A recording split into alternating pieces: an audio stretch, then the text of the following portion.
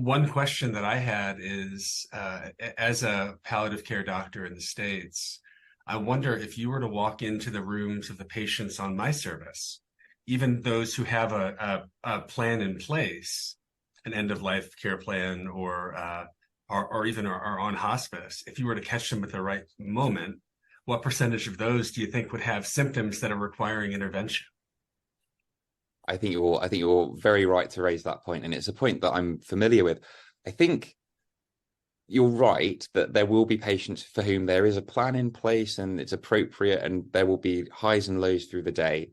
And that's why we try to make up for that by capturing not just the unmet need, but whether or not an intervention was needed.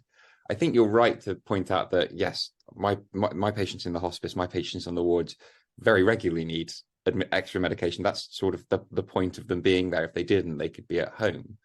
But I think that even that 10% where patients required intervention immediately, there was another 10% where immediate prescribing changes were needed to be made.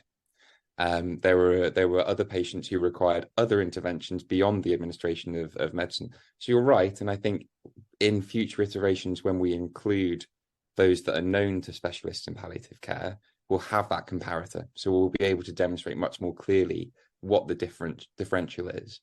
But I do think that there is a real difference between the care of those whose care is guided, by generalists versus specialists. And I do think there is something that we're capturing here that is real. But I agree, though it's definitely confounding there as well. Oh, I'm certainly not saying that that's not real. Anytime that I walk into a room of a patient that I'm meeting for the first time, I think it's much more common that I'll see an unmet need compared to someone that I'm already following.